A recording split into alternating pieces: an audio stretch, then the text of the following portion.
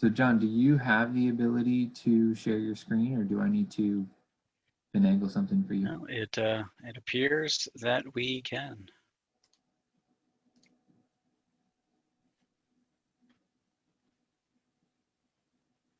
Looks good.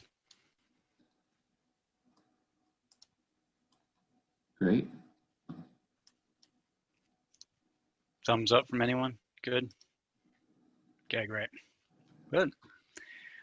Awesome. Jason or Eric, you gonna kick it off? I can start. Eric, I don't know if you want to say words. Well, I mean, I guess either way, I figured you would run the meeting since you sent out the invites and everything, but happy to a few words too. Yeah. Well, welcome everybody. You're here for the Winooski Parking Management Plan. I think you've all come to the right place. I see a lot of all familiar names. Thank you for responding to my emails and accepting and agreeing to be a part of this committee. John, could you go to the next slide? Let's see. Well, there's nobody here from the public that I'm aware of. So if anybody sees an attendee pop in and I don't see it right away, we'll try to make it known to them that if they want to speak or they have questions, they can raise their hand and we can give them opportunities to speak. So I guess we'll go right into introductions. I'll start since I have the floor. Jason Shrest with the Chittenden County Regional Planning Commission, and I will be the project manager on the CCRPC side of things for this project. And maybe I'll pass it over to Eric. Yeah, thank you. Eric Vorwald with the City of Winooski. I'm the planning and zoning manager and going to be the city contact for this project, kind of helping to lead the charge. And just to say a few words, I don't know, Jonathan, if you have this in your presentation, but parking has been, and parking continues to be a hot button topic for municipalities with developments that are going in, especially in Winooski along our corridors. It's something that has come up in many different venues. When the form-based code was put into the city back in 2016, the focus was to provide additional development density on the corridors to allow protection or kind of maintaining the existing neighborhoods and generally in their existing character. So what we wanted to do with this project is to get some data so that we can support potential changes to our regulations, not only to our regulations, but also to our management of parking in the city, recognizing that parking is one of the components that does tend to cost money when we're looking at redevelopment and making sure that we're accommodating enough parking for the development that we have without adversely impacting those neighborhoods that we are trying to protect through some of our land use regulations. So what we wanted to do is get some good concrete data to support any changes that we do make, either to require more parking, allow for less parking, allow more on-street, manage that on-street better, things of that nature. So that's really what the hope is that we'll get through this project and using those of you that are on the advisory committee were chosen for specific reasons based on the kind of the groups that you represent and the insights that you bring to the table. So thank you all on behalf of the City of Winooski for participating. Thanks, Eric. Well, I think I'll take it from here. We're going to introduce the project team and the rest of the RPC staff, so the Chittenden County Regional Planning Commission staff in a minute. I want to turn it over to the advisory committee members. And this is the kickoff meeting for something that we do need to move ahead rather quickly, and we'll update you on some data that we've been collecting prior to this point. But the plan is that this study would finish in June of this year. So we have some work to do and some meetings to hold. So the point is to move pretty fast from here on out. And in order to move fast, we need to have trust within ourselves in this communication. So the first part is to get to know each other a little bit. And so I think it is valuable to spend a little time, particularly in this remote setting, that each of us knows a little bit about who we are and what brings us here. Why are we interested? Why did we say yes to accepting this invitation? So I would like, I guess, I'm just going to go down in the order that appears on my screen. Seth, can you just describe who you are and maybe some of the roles that you had within the city and what is interesting to you about parking? We're going to have some other questions at the end just to allow you to see what's forthcoming, but a little bit about what concerns you, but also what opportunities you see. So that's going to be a specific question at the end. But I think just one kind of sentence now, what interests you about parking? Sure. So my name is Seth Leonard. I'm the Managing Director of Community Development for Vermont Housing Finance Agency, and at various times have done several posts, both official and non-official, with the city too, in terms of policy making. One of the things that we spend a lot of time on is researching how to get the most out of our affordable housing dollars in the state, and recently conducted a statewide cost study around housing, and parking comes up very consistently as one of the major drivers. This year we're looking at applications that will probably average somewhere in the neighborhood of $330,000 per unit for affordable housing development, which is staggering to a lot of folks, and parking is a big driver of that. So I'm really interested now to ensure that our zoning is meeting the needs of the community while also not arbitrarily driving up the cost of developing housing, specifically affordable housing. Great. Thanks, Seth. Robert, how about you? Yes, hi.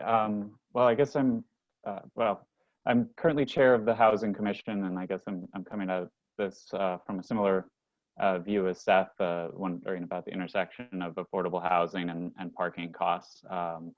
I also renter in the city for the last 12 years, so have bringing that perspective, I think, of having to deal with parking, all sorts of different parking situations over the years in several different places.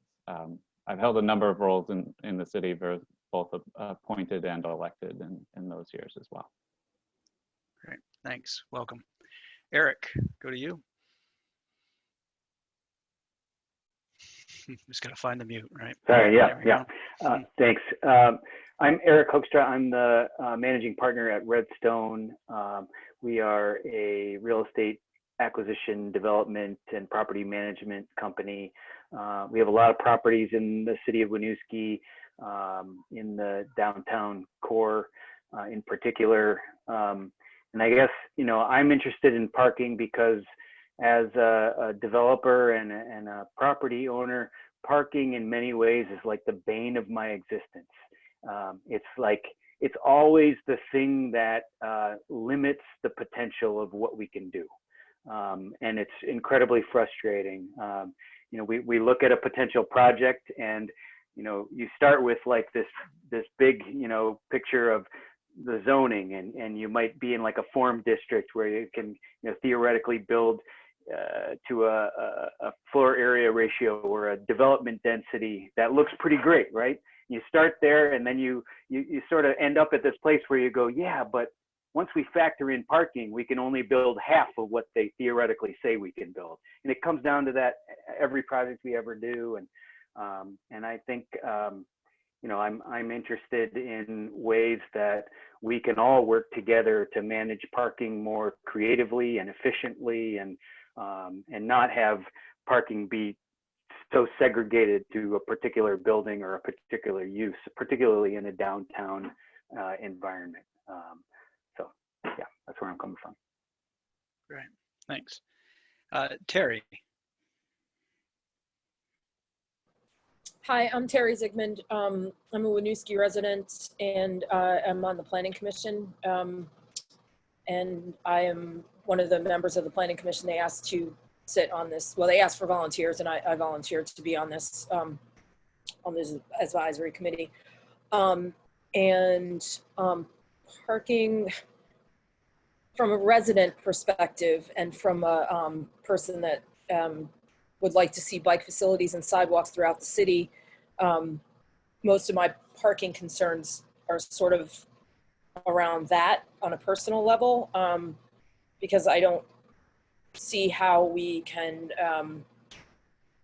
call ourselves a walkable, bikeable city without the proper infrastructure. And so, and I think allowing on-street parking makes it difficult to provide those facilities.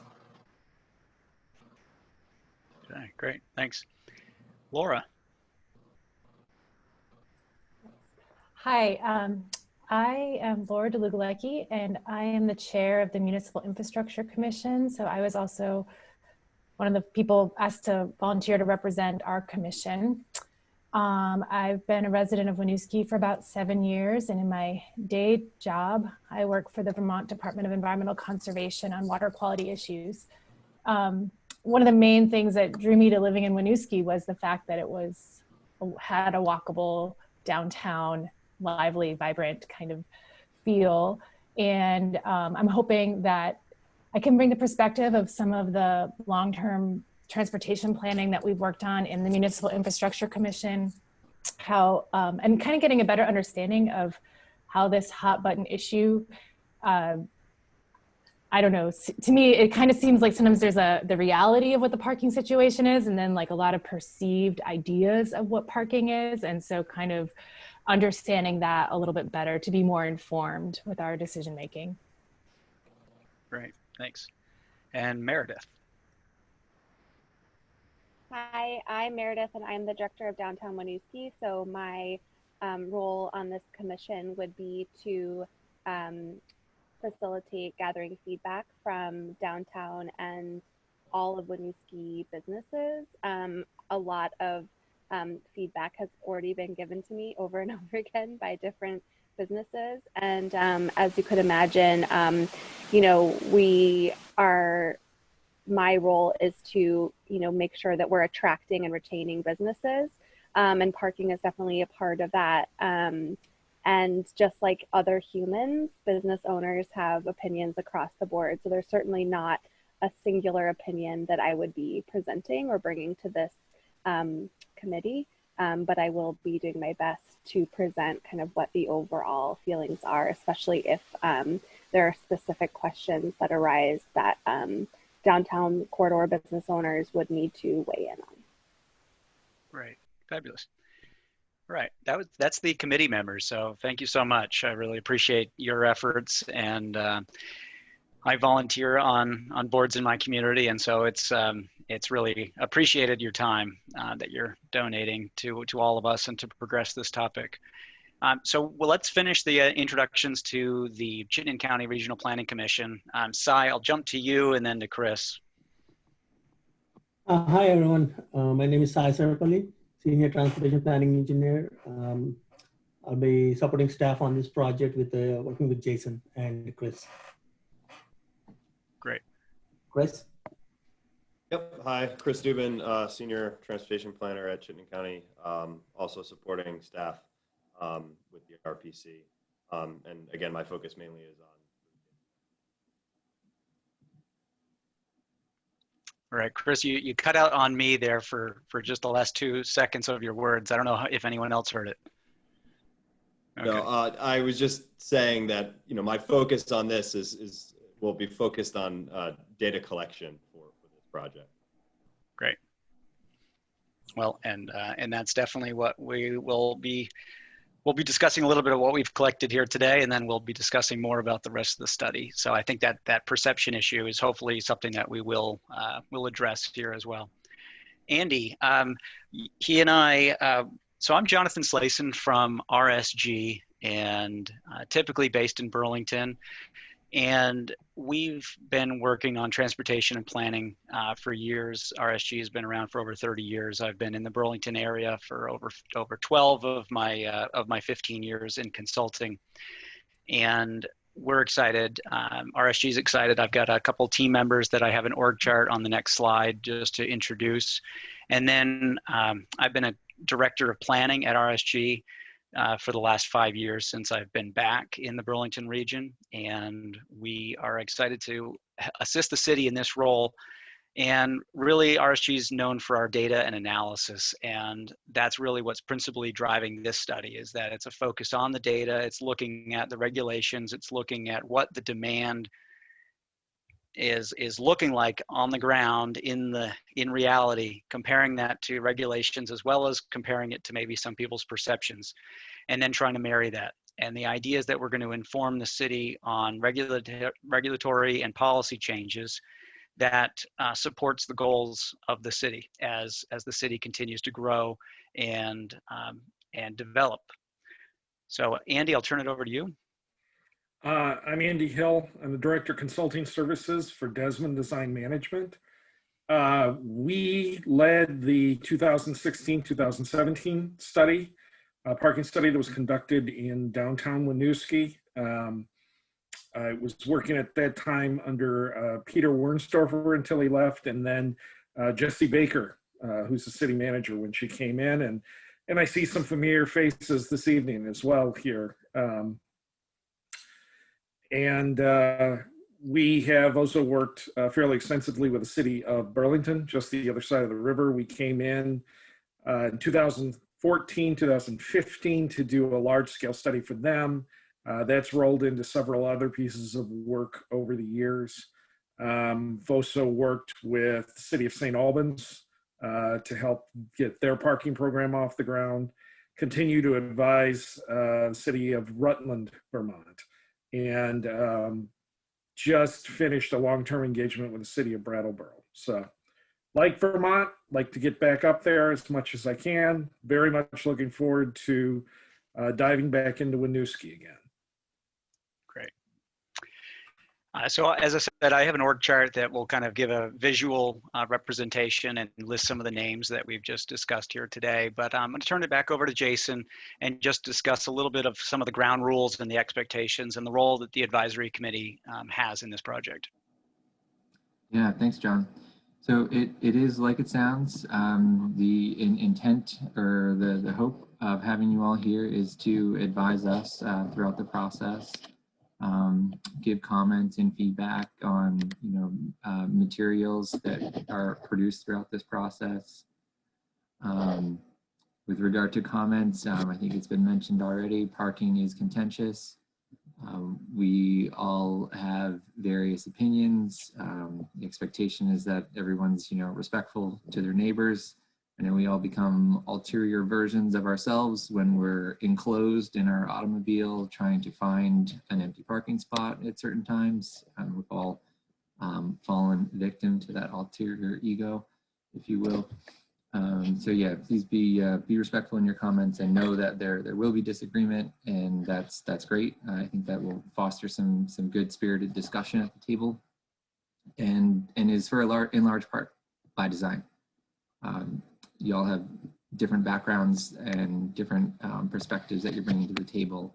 And just hearing you all give your introductions gives me great confidence that we have a solid advisory committee put together that will help navigate us through this process. So with that, maybe on a lighter note, just a general question about meeting times. I know you're all here. It's Tuesday. It was 6 o'clock at the start of this. In scheduling future meetings, is there, any days of the week that just does not work as a non-starter for whatever reason? I can just make a note to avoid those and sending out future polls to find times to meet. Generally, Mondays are not good for me. I don't like Mondays. So I try not to schedule night meetings on Mondays anyway, so that's fantastic. Yeah. All right. And for me, alternating Tuesdays, I have another meeting. So this Tuesday works, next Tuesday doesn't. I know that's confusing, but. And then Thursdays also, we have Planning Commission alternating Thursdays. Okay. So that's tricky for me.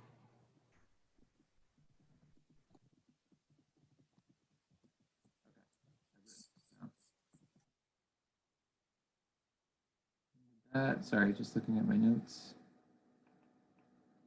No, I think that's everything. Just thanks again for agreeing to be a part of this. Really appreciate it. And Jason, no, we have some comments as well, so that way you can read that.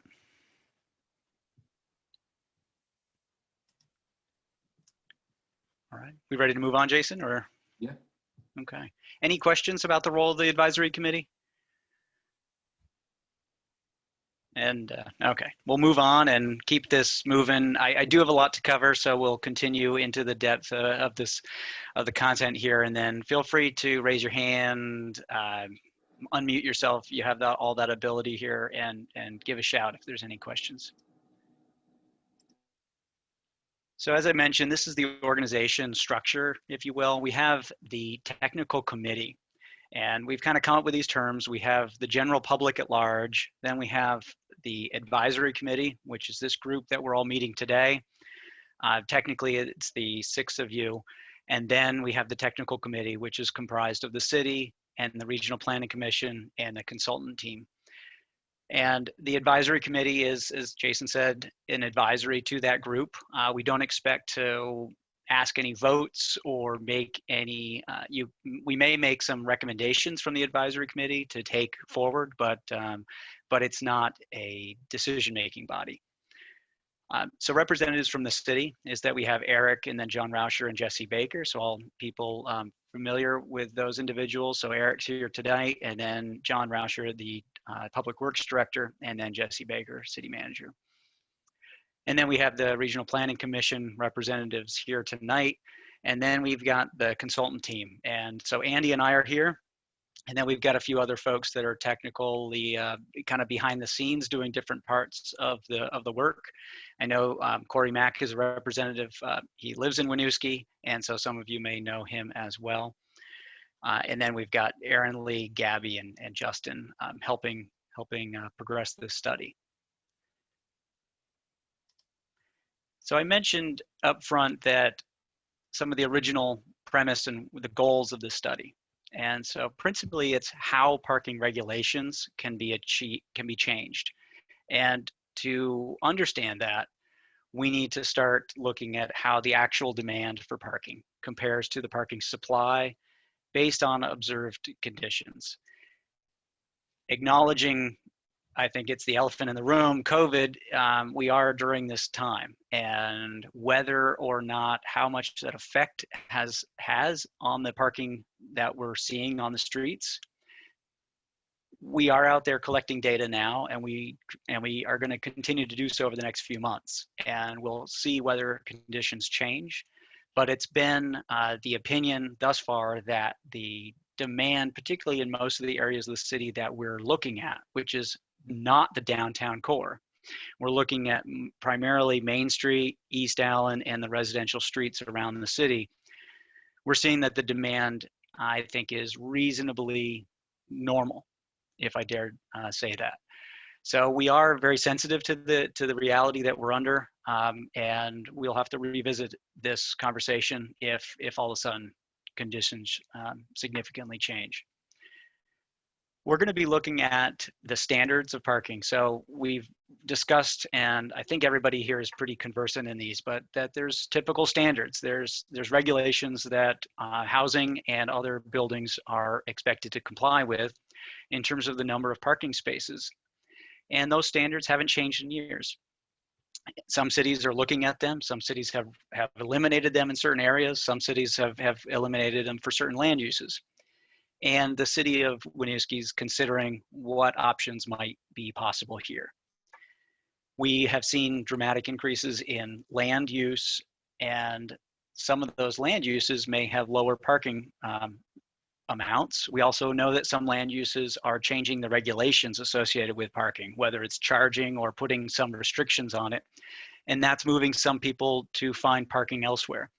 So we realize that this is it's a bit of a whack-a-mole problem. You find one issue and something else pops up. So it's a complicated topic, and that's why we need to have these conversations and kind of walk through and start with facts first.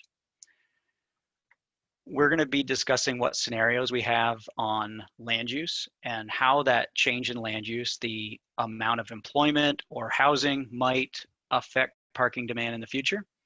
as well as how changes in the roadway designs, particularly Main Street and even East Allen, we're talking about changes in the roadway design at which may change the amount of parking that's available on the street. And we're going to then look at management strategies. So whether it's parking permits, whether it's pricing, whether it's mode incentives for changing people's travel behavior, these are all different strategies that the city can investigate. And that's what part of this study is focused on in one of the last tasks here, to identify what strategies and what policies the city might be interested in investing in. So here's kind of a list here of some of the topics we're going to cover here. Is that parking really as a concept, and where do we get our data? Looking at an analysis methodology, and we're then going to talk about parking supply versus demand, and then how we might model changes, these changes in land use as well as the supply of parking.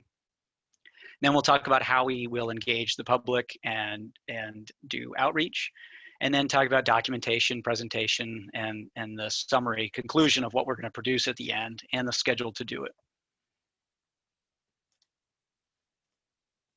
So this is some relevant work that has preceded us to this point, is that the city conducted a comprehensive master plan in 2017, and that really provided us a foundation that we said there are certain streets that might look like this in the future, certain investments the city might be interested in making. We talk about the trade-off within limited rights of way, limited streetscapes. How do we balance the needs between mobility as well as access, specific land uses, and parking is the interface there. Andy mentioned the parking study that he was involved in there in 2016. I think it was published in 2017, which was focused around the downtown core and primarily the city garage. And that study is kind of sitting alone, and we're going to let that be. This study is going to focus outside of the downtown core. So basically West Allen and South, we're kind of ignoring, which is maybe a benefit, particularly for the COVID situation that we're in. And so we're fortunate to be able to pursue this study, focusing on other geographic areas of the city. And then there's some interesting work that CarShare Vermont actually completed with the help of the Regional Planning Commission, where they were talking about how housing and transportation demand management and how parking affects housing affordability. And so these are just various resources that we're going to draw upon when we're communicating what we're finding, how it compares to previous studies, and also just provides other points of reference, particularly for the general public as we start introducing our findings. So kind of back to basics here on vehicle parking. First and foremost, I want to appreciate that not everybody owns a vehicle. And we are talking about vehicle parking. And that needs to be, I think just a conversation in my head is that when we're putting out surveys or engaging with the public, I know that's a bit of a comment we don't want to assume everybody owns a vehicle. However, that is the audience that we're focusing on for the purposes of this conversation. And because of our history, and particularly in Vermont as a traditionally more rural area, we do have a high vehicle ownership. And therefore, we do have a degree of need for parking those vehicles. And we have historical elements that we're dealing with where there has been perception that a street has had space where I can park a car. Sometimes I can park it on my own property. Sometimes I pay someone else to park it for me on their property, or I can park it on the street for either for free or for some payment. We're kind of dealing with that reality. And so we're taking it as it is today. And we know that there's a high degree of vehicle parking demand out there. We also know that if we are successful in shifting people's travel behavior and changing the land use forms, we have opportunities to change and reduce the number of cars that we are forced to find space for. The city of Winooski already does extremely well. About 73% of commuters use vehicles, that's probably, I think, the best mode share in the state, most likely. There is a high degree of transit use for commuting purposes in Winooski. And so I think the city deserves acknowledgement / credit for the investments that have been made on transit, as well as trying to create multimodal connections to Burlington and to other adjacent communities. So in terms of identifying how much parking demand or how much supply we need to provide for the land use, for the residents, for the guests, for the visitors of the city, we typically rely on two main manuals. The first is kind of the gold standard, the Institute of Transportation Engineers. It's a standalone document. That's this one on the left here, ITE, and they have provided national data for years, since the 70s, I think, on how many people are generated by a specific amount of land, i.e. how many people live in a house, how many people work in a building, and how many people travel to those buildings over certain time periods. And then the associated, how many cars are expected to be generated by that land use. It uses a bit of a silo effect. It says, this is the land use, this is what I expect this land use to operate like if I was in a sea of nothing else around me and people just coming to visit me. So it provides this nice siloed number to say if my land use was in isolation of everything else. So that's a start. And that's what, unfortunately, we've been dealt with in the historical context of city development. Many years, people only used ITE and said, I need to provide 20 units of parking for every X square feet of employment. And then notwithstanding what's adjacent to them.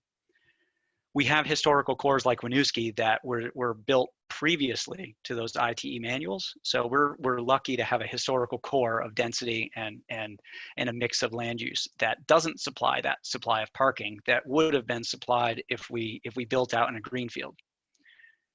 So more recently, there's been the Urban Land Institute, which is now also the gold standard for a new idea of parking, which is called shared parking.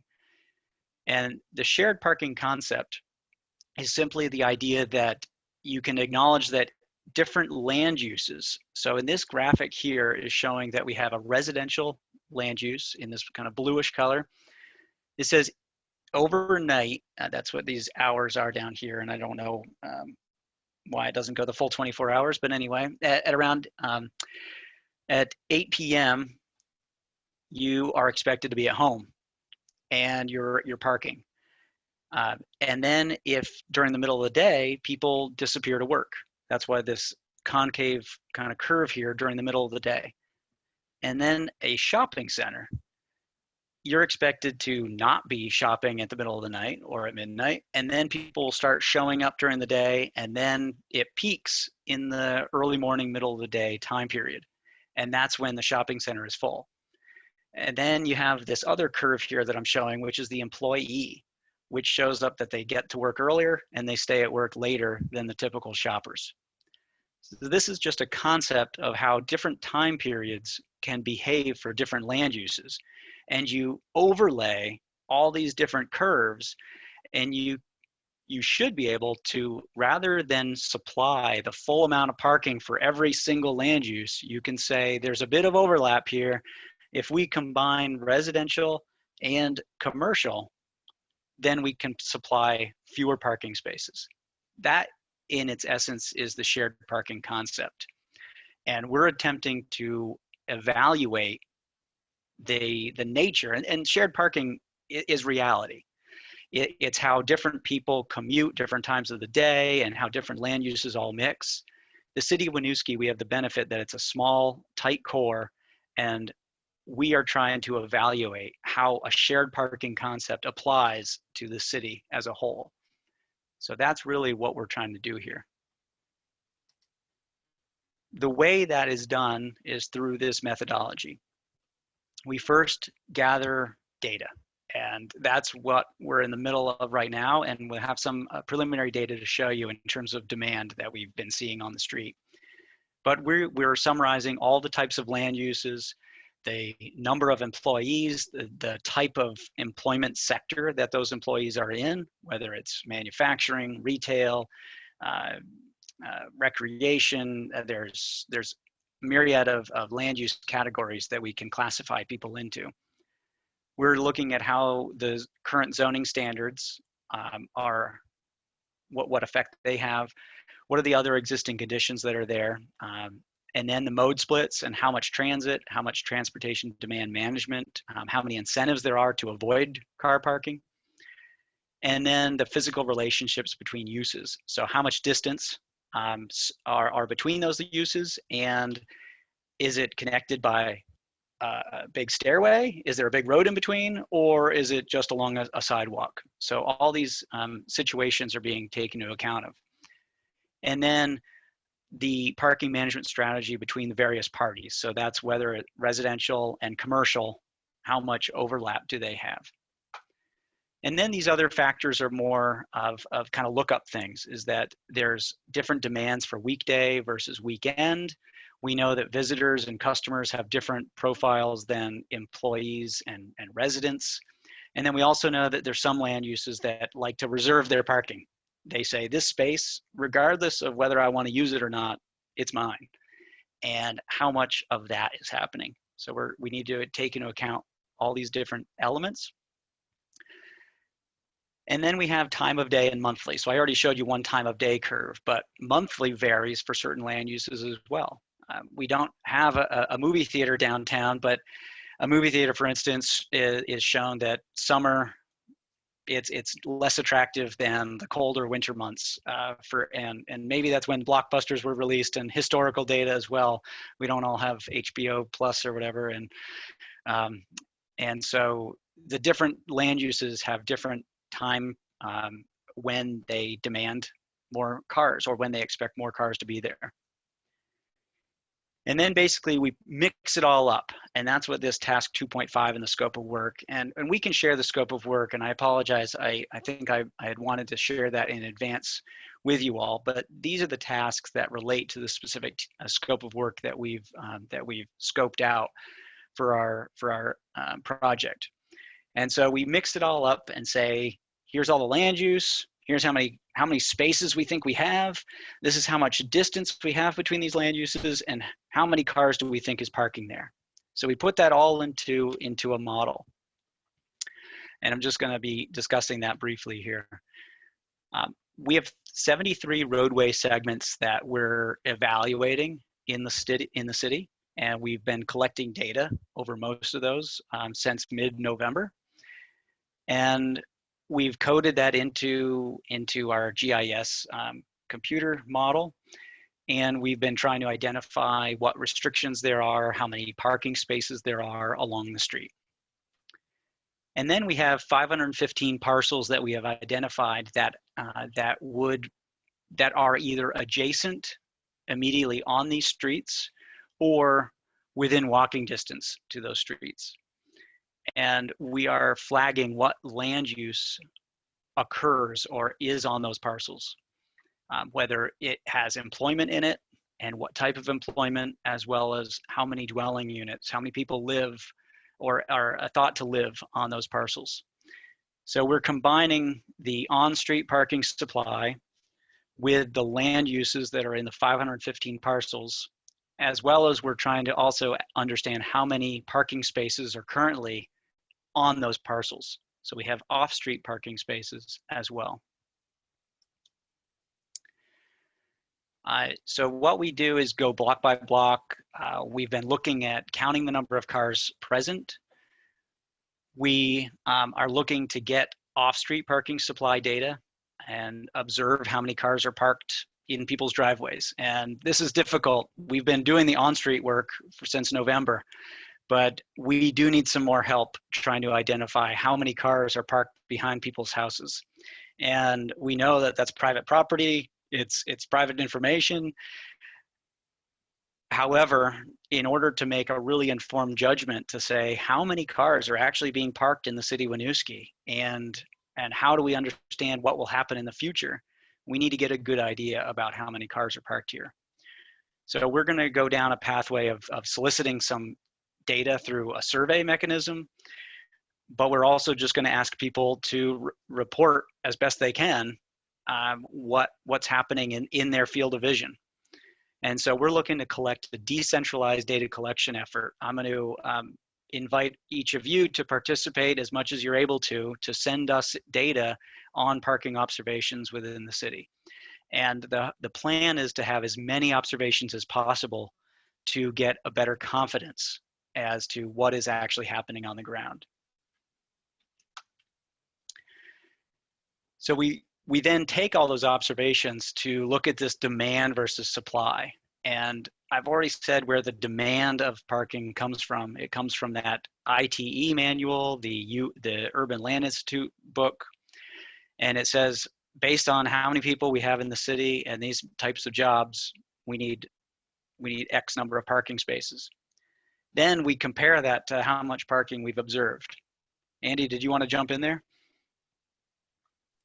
Yeah, I just really quickly wanted to make a point for anybody who's not familiar with either one of these resources. They're both based on empirical research. So in each case, there were teams of people were sent into the field to actually do counts and then do comparisons with a number of vehicles that had accumulated associated with the various land use and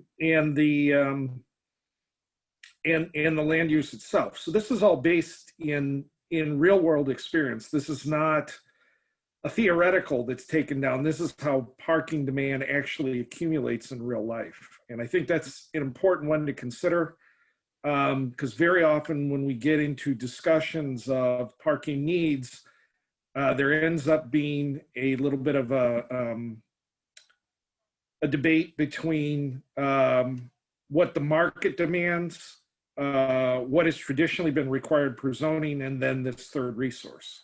And one of the reasons we rely on this third resource is because this is how parking demand actually accumulates. Yeah, and probably the important note is that, and why we're looking at those sources is that it's a national benchmark. Yeah. And we know that every local community has a slightly different number that actually occurs. And that's why it's nice to compare them. So we've taken into account, we're looking at the total supply of parking in the city, both on street and off street. We're looking at how much demand is being estimated by these empirical documents that Andy mentioned. And then once we turn that into a model and say, we think we're estimating the demand correctly, then we can say to the city, when you're adding 200 more housing units, this is going to be your impact on parking. And that's how we can provide value to the city as you go forward and develop. These are some of the scenarios that we can vary. Is the land use, we can change how much parking is available. And then what happens if you change both of those? And then how do you consider other regulations? How do you change the ownership amount of cars? If you price parking, that's going to definitely affect different pieces. People travel further to find the free parking, or they slowly find other ways of travel. So there are implications of all those different scenarios. So this is some of the data we've collected so far. So I thought we'd just kind of provide you this data. It's pretty fresh. We've been summarizing it. There's about 5 or 6 observations for each of these roadway segments that I have. I have about 4 slides with different streets here. And then we have about 2 to 3 times more data that have yet to get put into the analysis template. And so we already have about 350 observations across the city. So Main Street, I don't know how this jives with people's observations. This is what's helpful to kind of gut check and straight face test these results. But we have a fair amount of data for the weekday AM and PM periods. And it's typically this right in the downtown area, the railroad bridge to Mansion Street along the northbound approach. That's what orienting you here is that these are the segments between the 2 streets all along Main Street in this example.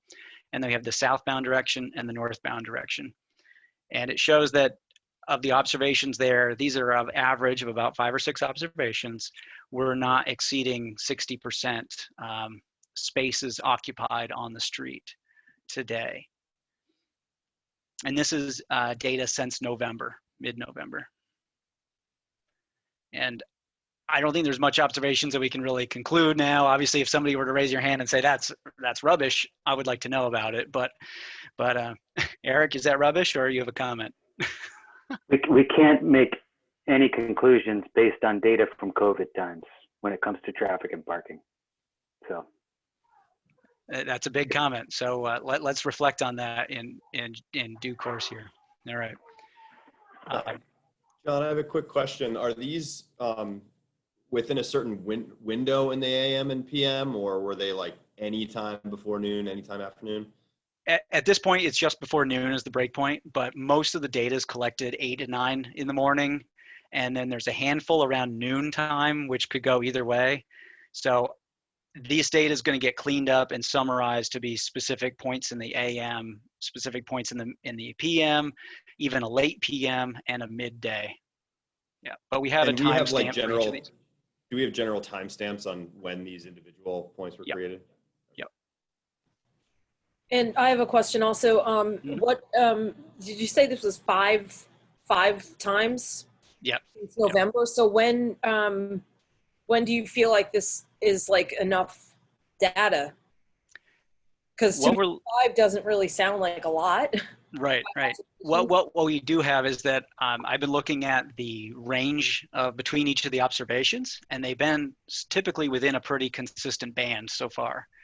So during this period from November to the latest ones came in on, I think the 24th was the latest data 2 days ago for some of these streets. They've been really holding pretty much within a tight band. So I'm pretty confident, I'm pretty happy with the results that have been coming out so far. They don't have a big deviation between them. I don't understand. I'm sorry to interrupt. I don't really understand if you're telling me that this is 5 times this was observed. Mm-hmm. That's like twice a month, maybe? Yeah, there's been some streets have more, some streets have less. Uh-huh. It's a smattering, and what we will show is the number of observations as well as the standard deviation. Like, you know, we can take it to whatever quantity analysis we can, and some streets are really stable, and most of them I think have been pretty stable in terms of their demand. Yeah, and we can share. You know, this group, we have the background data that informs these charts as it gets populated. And as I said, I think we have about 2 to 3 times more data that's just waiting to get in the Excel file. And we'll see how that shapes up. So John, the intent though is to make observations of these segments for as many times as necessary to get to sort of consistent point where we feel confident in the number that we're getting. Yeah, and I don't know, Andy can comment here. I mean, this is over a duration. Clearly the COVID thing needs to be discussed, but the quantity of observations, I think we're going to have at least 15 observations for each of these segments over this period. That actually exceeds a lot of other parking studies I've seen. So I think I'm pretty pleased with the number of observations, even though right now 5 doesn't sound that much, but it's better than some studies. Yeah, in terms of the number of data points, this is a fairly robust data sample. One of the questions that we do continue to kid up against with regards to COVID is you know, how valid are these samples relative to stabilized conditions? And what we're starting to find now, having kind of battled through this for a year, 12 months, is a lot of it depends on predominant land uses. We know that restaurant, we know that retail, we know that hotel, any type of entertainment venue are all going to be grossly off because of various restrictions that have been put in place. The concern that we're running into in districts where the predominant use is residential is that you're actually seeing higher levels of accumulation at midday and higher rates of retention even on the overnight in residential districts because folks are just not going on vacation. They're not traveling. So it's if we're talking about neighborhoods where residential is still the highest and most primary use, we've got to look at that composition of residential uses relative to commercial uses and determine whether the overstatement of residential offsets the understatement of commercial uses. Yeah, great points, Andy. And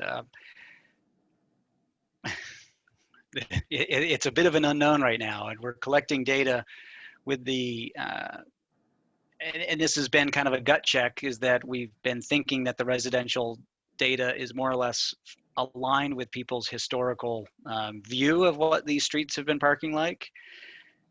And yeah, Eric's shaking his head. So let's continue on for now. Let's look at these charts, and then let's have a conversation with that. Hey, John, so just while we're still here, yeah. I don't know if you saw, Seth had a couple of questions in the chat about. Oh, I didn't see that. I don't see the chat. To older data from the previous studies. I don't know if we've done that yet. No, I think there's only a handful of streets. I mean, the Main Street area just outside of the circulator would have some, I think, but I'm not too sure where else. But let's look at that. I will say along those lines, we do have some data. I haven't unearthed it yet on Weaver Street from a few years back before COVID. So great. We should have something to compare to in terms of what impacts COVID has had on a predominantly residential street. Right. And Eric, I'm just going to put a bug in your ear, see if you have in the data. Because you manage a lot of residential and primarily residential complexes, do you have any data for us? So just think about that. I don't. I mean, my data is really my own observations. You know, just I'm in, you know, Winooski and nearby parts of Burlington all the time, and the traffic and parking patterns have changed dramatically. I mean, you can see it. It's clear as day. So I just don't see how we can make any assessment of anything based on data today. I think we, you know, Seth's questions about earlier studies, the earlier studies would be more informative than studies today. And you know, I might argue that we probably want to wait until we get to a new normal, because the new normal may be different from the 2016 normal as well, but it ain't going to look like it has in the last, you know, 12 months or so. That I can say with certainty. So if this whole exercise is based on this data, I think we need to pause and think about picking this back up another time. Okay. I know that's a big statement to make, but it's important. So yeah, I think we need to maybe do our homework to see how we do compare with even pre Andy has more data points probably, but well, and the other thing that I was going to come forward with is we're running into this issue in a lot of different studies, and what we're starting to do now is use the data that we can collect now as a baseline and then benchmark that off of other resources. And I'm not familiar with the sum total of resources that might be available from this area here. We've had a lot of luck in some other areas being able to pull off historical aerials from GIS sites, from Google Earth, from other resources here, where you can get a relatively representative count, and then be able to compare that to the conditions that you're seeing right now. A big piece of that, however, would be, again, not only the reduced activity you're seeing in some of the commercial segments, but also, and this is something I'm sure Mr. Hoekstra could inform us on here, is if you've seen increasing vacancies in those particular areas or districts here, that gives you at least some sort of benchmark to adjust, if you will, the field data that you're taking now to normalize it to pre-COVID conditions. I can tell you that we don't have any significant change in residential occupancy. We're nearly full as we have been. And we don't have any vacancies in the commercial portfolio, but you know, our retail tenants report dramatically reduced traffic, to their stores. And if we're talking about the section of Main Street close to downtown, I mean, a lot of people use that parking to access stores in our Winooski block building or other buildings in the downtown, as some of the slightly more convenient parking right in front of those buildings typically fills up, and then people overflow beyond those most convenient spaces. And I think, like, a lot of with this work from home dynamic, people aren't leaving their homes, and so there's not as much churn in the parking either. You've got people that are living in the building, and they get that prime street spot and they don't leave. So, Right. All right, well, let's move on. And I think obviously this is a huge topic, and we'll need to reflect upon the data points that we have to figure out how we best proceed. So in light of the reality, certain areas will be more or less affected. And as Andy said, and Eric reinforced that we know our patterns have changed, and just the magnitude of which is of question. And has vehicle ownership changed? That's a key question, because forget about the time of day issues. Are there more metal vehicles that we need to store somewhere? And these are going to be really what happens at night. They need to go somewhere. There's a finite amount of space. Is it off street or is it on street? So Mallett's Bay Ave is the area just north of Spring Street. Seems to be the most common. It's the highest occupancy that we've been observing, and it's been really consistent. As some of the data is closer to 90%. And so this afternoon location along this section of the road has been busy. And then Weaver Street, so this will be great to compare the historical data there, Jason and Eric, from the city in the past, so we can see if any of these numbers are consistent with that pre-COVID. So Seth, thanks for bringing that up. West Street is there as well, and most of these spots have off-street parking locations. And so part of the reason why we're doing all this analysis and investigation is that, one, parking is multifaceted, as we've said, and that we know that even spots like West Street, which has a predominant amount of housing with driveways and off-street locations, there's still a tendency that if you have a narrow driveway with only really one car width and you have 2 or 3 cars, it's easier to park on the street, particularly if you have low occupancy. You have a lot of space on the street. So we're trying to look, that's why we're looking at the off-street and the on-street to try to get a handle about how many total cars are being parked here, so that we can make sure that we're getting the estimates right. This slide I'm not going to spend a lot of time on, but it's the actual GIS tool that we're using. This is not very a fancy way of looking at it, but just to introduce the concepts, because you're going to see it later, is that we have this toolbox that incorporates the data, and what we're incorporating is, what are the land uses? What are the land use types? So we classify them. We tell it how many dwelling units are there.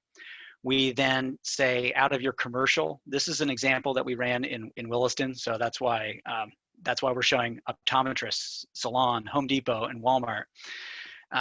They have land use codes, and so these retail are pretty generic, and there's a parking amount per square footage that's generated by a retail land use. The latest shared parking manual has more land use codes. So we're trying to classify the employment within the city of Winooski into these various codes. And those codes tell us what the national demand is, as Andy said, from empirical observations. So we have this toolbox here on the left that says, this is where all your parking is, this is where all your land use is. And what we do then is we look at the orientation of, you have a house, it generates X amount of parking, it looks at the parking closest to it and it fills it up. And then if your parking lot is full and you still have more parking demand, it looks to the next lot further away. And it does this spatial lookup. And so we are able to compare on this right-hand chart. We have already 515 parcels, which are technically little parking lots. Most of them have parking on their parcel. And then we have 73 segments of road. So we add all those together, and those are all of our parking lots. And then we say, when are you full? During the time of day, over which month, and are you weekday or weekend? And we have all this in an Excel file that gets dumped out of our GIS tool. And that way we're able to calibrate and understand how the model is replicating what we see in the real world. So we've been testing the model, getting it filled with kind of dummy data as we collect the real observations from today. Any quick question on this tool, Eric, or anybody want to add? Yep. One thing I'd like to add here, Jonathan, I think to Eric's question and the discussion about COVID and this being, definitely a different posture that we're in now. That was an item that came up in the early discussions about how this was going to kind of unfold. And one of the advantages I think that we have with the model that's being developed and this tool that's being developed is that as conditions change, we can update the model, I believe, fairly nimbly so that we can react to those changes. So when we eventually get out of the current situation we're in, we don't need to recreate the wheel here. We can just update our data points, and we can rerun those models to get the new observations. Similarly, if we get 2 new transit routes in the city, for example, or increased, the Winooski Bridge gets the pedestrian and bicycle facilities that are being talked about, we can update the model to reflect those changes and rerun things to reevaluate what's going on. So we're not looking at a snapshot in time right now. We're looking at a way we are taking data from this time, but the model will be able to be updated as needed throughout time. Yeah, that's a great point, Eric. And because today we are going to use the model to say a typical housing unit in Winooski generates how many cars needing parking. That is going to be based on today's data. So we are at risk, I guess, of a COVID reality there, that number might be slightly off. But as Eric's saying, if we have confidence that that number changes, what is the new normal? If it's not 1 vehicle per household, if it's really 1.1 in another year from now, it's only one number to kind of change in this whole sequence. So I think it's still valuable data, and as we know, the benchmark, the baseline's changing. So we don't know exactly when to either start or stop collecting, or we can't just stop probably all analysis and all work because we don't really know when the world's going to stop changing on us. So some of the scenarios here, we're getting close to the end, and I want to make sure I have a little bit more dialogue, is that we are going to run the model. We're going to build it to understand the local Winooski conditions, and then we should be able to pivot the model to reflect changes in those conditions. But specifically, the benefit will be that as Main Street is, particularly the Main Street example, I think is really helpful here, is that there are some new land uses being proposed for Main Street. We have the Main Street reconstruction, which will reduce the amount of parking on certain locations of the city street. And so those cars that are parked today, regardless of land use, are going to have to find somewhere else to park. We add in new land use that may or may not meet their full needs on their site, because consistent with what we're saying is that parking is expensive to provide. And if there's available parking on the street, why not use it? And so we can investigate those various hypotheticals rather easily in this tool.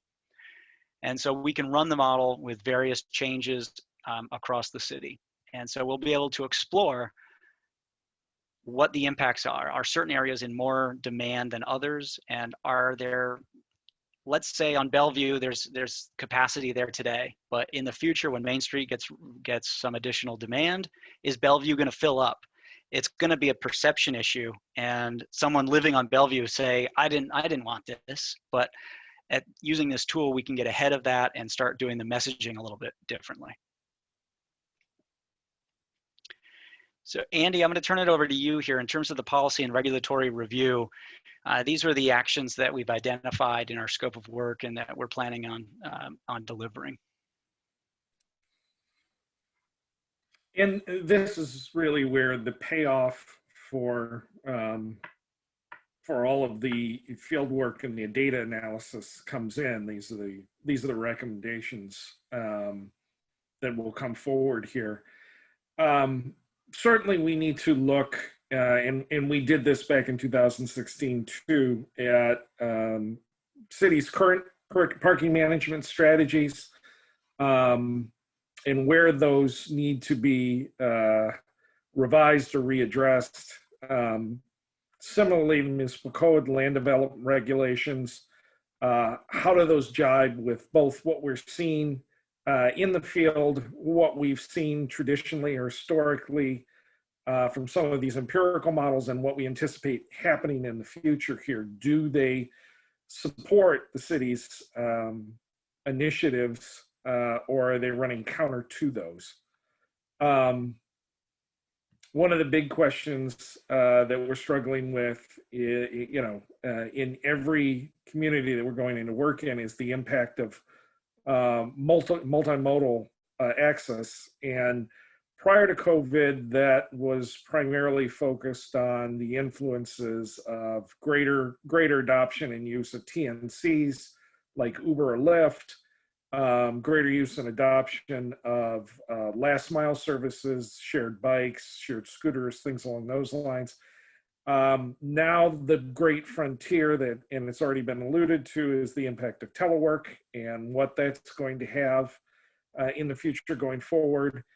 A little bit more in the background is we've started to see some acceleration in autonomous vehicles. Is that a real concern that we need to consider going forward here in the next 10 to 15 years, or is that something that's further out over the horizon? All of that needs to be factored in, and the recommendations need to be reflective not only of the goals and objectives, but of what the adoption has been to date and what the near-term and mid-term adoption is projected to be going into the future here. And all of this has to be then structured along the lines of where the city wants to go with parking in the near future. This was, again, something we had tackled in 2016, and I get the impression some of the themes that came out of the downtown study are still present and still part of the city's purview going forward. Some of them may have changed, and all of that needs to be factored into this phase of work. Great. So we're going to be collecting data on the existing strategies, on the existing policies, and so we'll be probably discussing this. Will be an ongoing agenda item for any other advisory council meetings. So kind of the next steps here for outreach and how do we engage in the wider community. For the general public, we are going to have a project website that will be up there shortly. We'll have this recording, we'll have this presentation. We will be having public comment period portion of any of our meetings. We will be asking surveys of the general public. We have one that's under a draft right now, where we are asking people how do they park? How many cars do they park? Where do they park? Do they live in Winooski? Do they work in Winooski? Do they shop, dine, do other business in Winooski? We actually say, do you drop someone off in Winooski? Because we know there's various points and tension in various parts of the city. So we're trying to get an idea of what population we're looking at and have them inform us.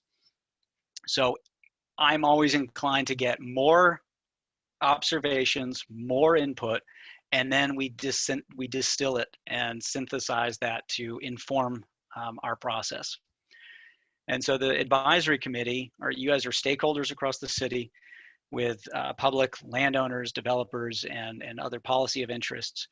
We are going to meet at critical junctures. I have a schedule here at the back slide, and hopefully you can assist us with at least either some observations of data collection. You could at least take the survey.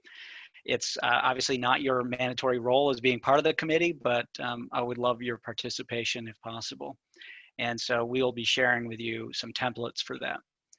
And so the technical committee, we're the consultant team, but is also with the city and the RPC, is that we're guiding the project and the decision-making, the day-to-day contact. And so Eric Vorwald at the city, as well as Jason Schrest at the RPC, are the two main points of contact for those two entities. And I know that I can be accessible as well as Jason and Eric. So they can answer any questions that you have and as we proceed through the rest of the study. So here's some additional comments, and I'm going to just bounce to the schedule real quick because this will soak up the rest of our time. And I think, the COVID reality is something that I think we were chatting about, and whether there's any more other challenges there that we want to discuss. But hopefully this stimulated some other questions or comments that you might have after your initial introduction. So just jumping to the schedule real quick is that we had early discussions within the technical committee I'm looking down at the bottom row here, where we kind of kicked off the technical work, if you will. And we initiated the data collection for the supply of how many parking spaces are there in the city. We started building the parking model, and we've been collecting data since mid-November. And so here we are. By the end of this month, the model is basically built. We are looking to get some additional inputs on the land use sides confirmed, but we're also looking to collect more parking observations.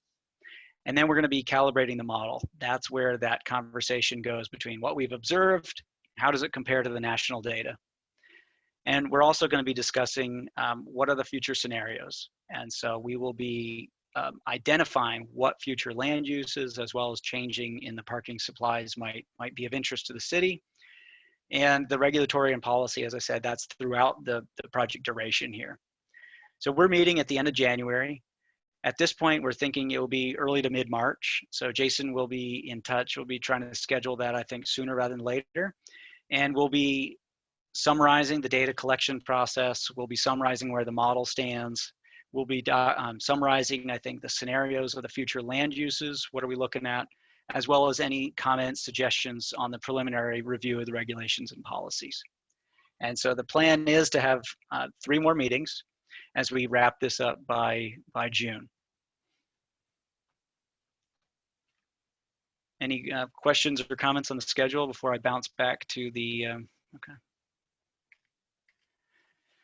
So here's the last questions for the evening, and I apologize, it was a lot of talking at you, and I'm hoping that in the future ones that will be a little bit more collaborative. We'll be still sharing a lot of data, but be asking some more feedback. So I don't think I need to go person by person. Anybody can just unmute yourself. I want to know, what are the challenges that you've heard that I haven't covered? Anything that we've said that you want to challenge a little bit? What do you think are issues that we're not addressing? I would love to hear from you. What we are going to do after, though, is that I'm going to follow up with a data collection request, and we'll get the survey out that I mentioned and get that out to your hands first, and then we'll get it out to the general public. So that's it from me. And now just kind of have a conversation here for the last 10 minutes or 15 minutes, I guess, is technically on the schedule.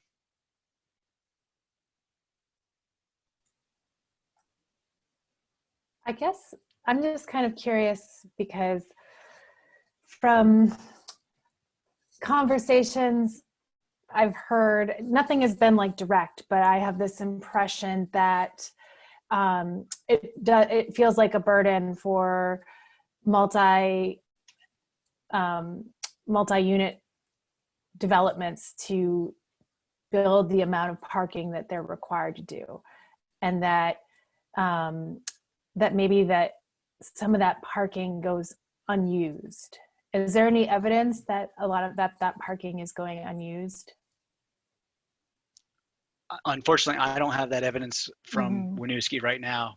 We haven't been able, we've been respecting private property rights and in terms of getting onto people's properties. So getting the data there is the most difficult part in order for us to feel confident in answering that.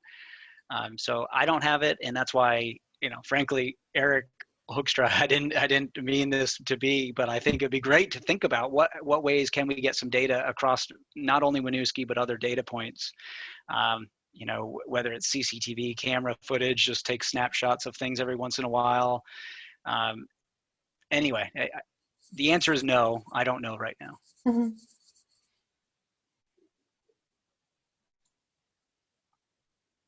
I'm happy to help any way that we can.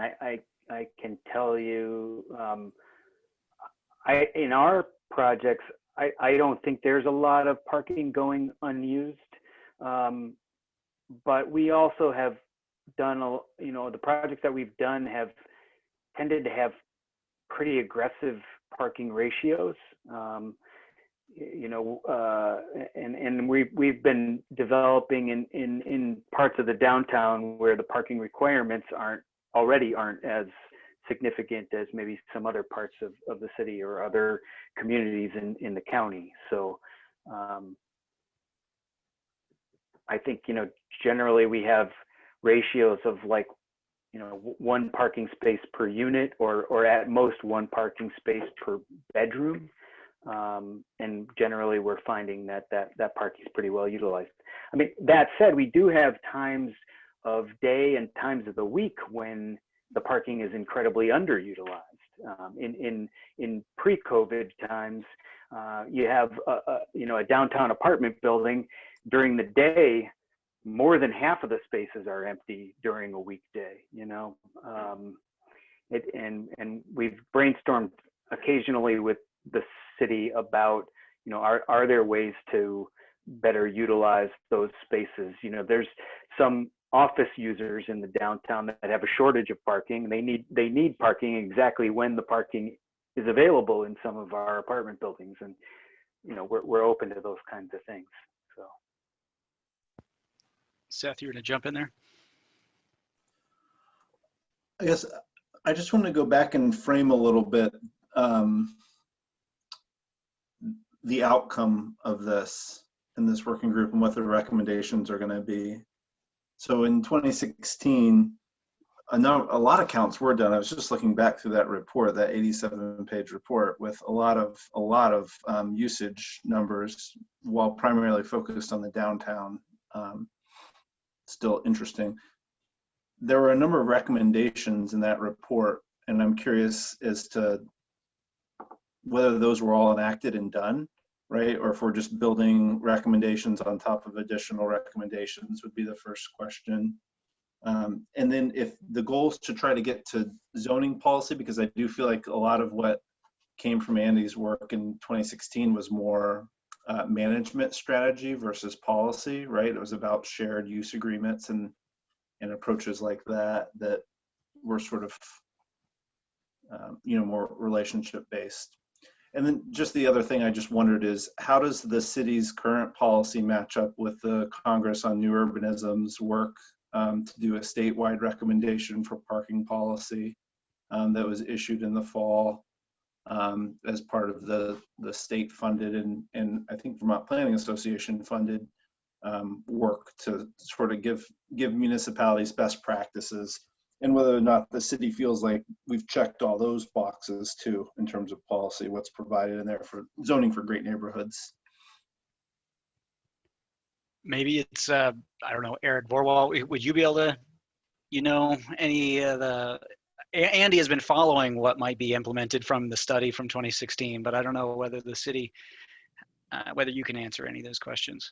So as far as what was implemented from the 2016 study, I'm not entirely sure I can answer that. To the other questions, however, I think it's one of the things we're looking at with this work will be kind of not just land use policy, but also looking at some of the management, some of the enforcement, do we need to start metering more areas of the city? What are the hours? What are the pricing? Some of those types of questions, as well as what we're going to be looking at to try to better utilize the parking that we do have so that there's more turnover. So for example, Upper Main Street right now, up near where the new Fodang and Juniors are located, none of that parking is metered currently. And a lot of it's not even really striped very well. So it's just kind of a free for all for how people are parking. So, looking at issues related to the management of what we currently have. To your last question, Seth, the work that was done, the zoning for great neighborhoods, we haven't really spent a lot of time digging into that report at this point, since it was fairly recently put out. I guess, well, now probably 5 or 6 months ago now, maybe. But it is something that was shared with the Planning Commission, just to give them a sense of what's being looked at, kind of both statewide and what tools might be available to us moving forward. So I think it's kind of looking at all of that collectively to wrap it all into one big picture. Great, thank you. And I just want to volunteer, if you want outreach for especially affordable housing developers, of which there are a lot in the city, to assist with counts, like we'd be happy to help network that too. Champlain Housing Trust of the world, Summit Property Management for the Just Properties, and others. And I know Eric has those relationships too, but I'm sure they'd be happy to help with that kind of measurement stuff too. Yeah, perfect. Well, I think we'll take you up on that, because getting a good handle on the off street is really important to get an idea of actually how many cars are in demand in the city. And I think then the outcome, we can talk about what it looks like, but we hope to give not only an accounting of what it was recommended in previous studies, what has been implemented, but kind of it may not be recommendations, but these are the high priorities. At least give you some list in some prioritized order, saying these are the high return on investment policies that should be further investigated, if not pursued. So.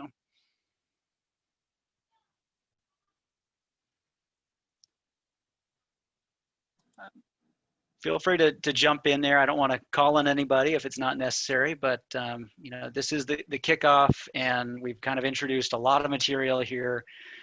Really, it's been focused on the data collection, which I think what I've taken away is that let's proceed. I think clearly the areas of commercial, like the area of North Main that Eric just talked about, that's dramatically different. The parking for retail is definitely different. There's a lot more curbside pickup, but nobody eating in. And so we have to be really sensitive to that. These are going to change over the next 2 months as well. And, but hopefully we'll have a mechanism that can be responsive, that maybe in a year from now, that one area needs to get just recounted, and we deal with that. John, related to that, I was just kind of thinking in my head when you were talking about the survey, if there's an opportunity for us to ask some sort of COVID-related question as part of it to get an understanding, maybe how much people have changed their parking habits. That's probably not something you can get in just one question, but I don't know, something to think about, I guess.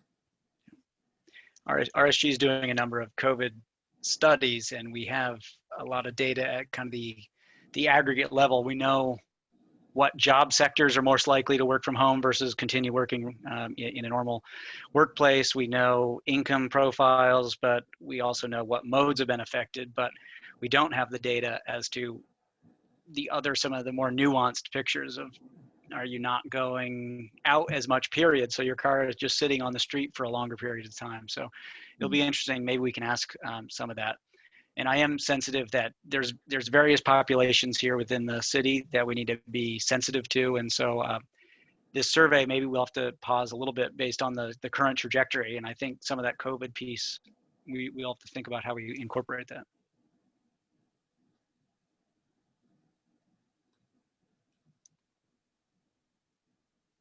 I'm going to ask kind of Meredith or Robert, in terms of the downtown piece, maybe Meredith, focus on you, even though that wasn't kind of as we've said, we're ignoring the downtown core really in this area.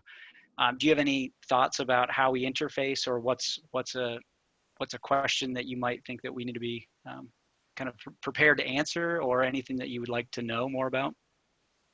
Well, in terms of the survey, I don't really have a question so much as what, like, who is your target for taking the survey? In terms of, do you have a clear sense of, we want to make sure that we get business owners, we get residents, we get visitors, that kind of thing? Or is this more targeted? I mean, I know you have a public component, but I would just like to get more information, because we can certainly help with distribution of surveys, but we'd also like to facilitate making sure that if there's specific information that you need, and certainly I know you're not talking about the downtown core, but business owners that you specifically want to hear from anonymously or not, we can facilitate that for sure, because I want to make sure they're, especially on the Main Street corridor, which is going to be getting a lot of attention in a lot of different ways, that they get their kind of information to them specifically. Perfect. Okay. I think that's a great idea to think about that audience. I frankly wasn't thinking about the business owners. I was thinking anybody who commutes, whether they're an owner or not, but I think the owners would be a great audience. They might have a bit more, I mean, again, knowing the difficulty of kind of getting that private land use information, they anecdotally will have a lot of information and opinions about how the parking is used in their area. Great.